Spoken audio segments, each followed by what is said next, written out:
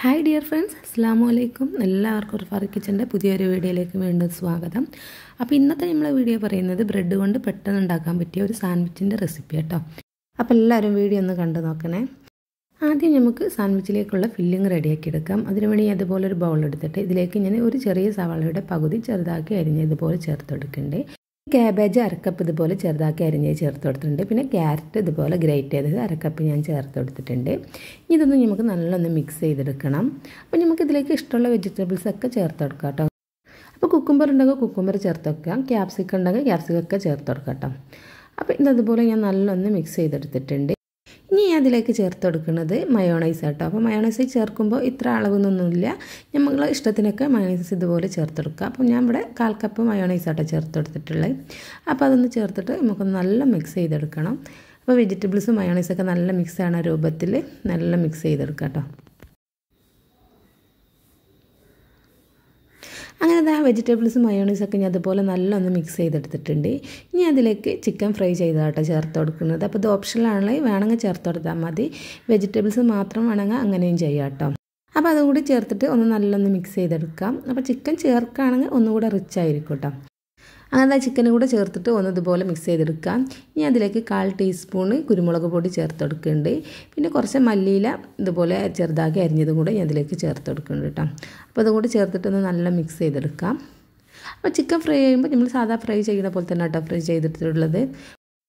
അങ്ങനെ അതുപോലെ നല്ലൊന്ന് മിക്സ് ചെയ്ത് കഴിഞ്ഞാൽ സാൻഡ്വിച്ചിലേക്കുള്ള ഫില്ലിംഗ് ഇവിടെ റെഡി ആയിട്ടുണ്ട്. ഇനി നമുക്ക് വേണ്ടത് ബ്രെഡാണ്. അപ്പോൾ ഞാൻ ഇവിടെ കുറച്ച് ബ്രെഡ് എടുത്ത് വെച്ചിട്ടുണ്ട്. ഞാനിവിടെ 10 ബ്രെഡ് പീസായിട്ട് എടുത്തിട്ടുള്ളത്. അപ്പോൾ നമ്മൾ ഉണ്ടാക്കി വെച്ചിട്ടുള്ള ഫില്ലിങ് വെച്ചിട്ട് നമുക്ക് 5 സാൻഡ്വിച്ച് റെഡിയാക്കി എടുക്കാനായിട്ട് പറ്റും. ഞാനിതുപോലെ ഒരു ബ്രെഡ് പീസ് എടുത്തിട്ട് അതിൻ്റെ മേലേക്ക് കുറച്ച് കെച്ചപ്പ് ചേർത്ത് കൊടുക്കുന്നുണ്ട്. ഇനി ഇതിൻ്റെ മേലേക്ക് നമ്മൾ റെഡിയാക്കി വെച്ചിട്ടുള്ള ഫില്ലിങ് വെച്ചെടുക്കാം. അപ്പോൾ അത് ഓരോരുത്തരുടെ ഇഷ്ടത്തിനനുസരിച്ച് നമുക്ക് എത്രത്തോളം ഫില്ലിങ് വേണം അത്രയും നമുക്ക് വെച്ചെടുക്കാം. ഞാനിവിടെ ഇപ്പോൾ 3 ടേബിൾ സ്പൂൺ ഫില്ലിങ് ആട്ടോ വെച്ചെടുക്കുന്നത്. അതുപോലെ വെച്ചെടുത്തതിന് ശേഷം ഇതൊന്ന് പരത്തി കൊടുത്തിട്ട് നമുക്ക് ലെവൽ ചെയ്തെടുക്കണം.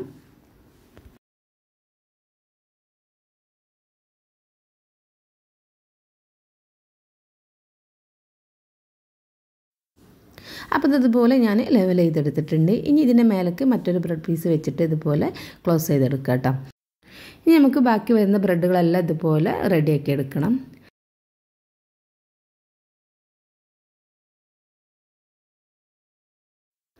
വേണമെന്നുണ്ടെങ്കിൽ ഇതിൻ്റെ മേലേക്ക് വെക്കുന്ന ബ്രെഡിൻ്റെ മേലെ നമുക്ക് കെച്ചപ്പ് ഇതുപോലെ ചേർത്ത് കൊടുത്തിട്ട് ഒന്ന് ക്ലോസ് ചെയ്തെടുക്കാം. അപ്പോൾ അതുപോലെ എല്ലാ ബ്രെഡും ഞാൻ ചെയ്തെടുത്തിട്ടുണ്ട്. ഇനി ഇത് നമുക്ക് ടോസ്റ്റ് ചെയ്തെടുക്കാം കേട്ടോ. അപ്പോൾ അതിന് വേണ്ടിയിട്ട് ഞാൻ ഇതുപോലെ ഒരു പാൻ വെച്ചിട്ട് പാനിലേക്ക് ഞാൻ ബട്ടറാണ് തേച്ചെടുക്കുന്നത്. എന്നിട്ട് ഇതിൻ്റെ മേലേക്ക് നമ്മൾ റെഡിയാക്കി വെച്ചിട്ടുള്ള ബ്രെഡ് ഓരോന്നായിട്ട് ഇതുപോലെ വെച്ചെടുക്കാം.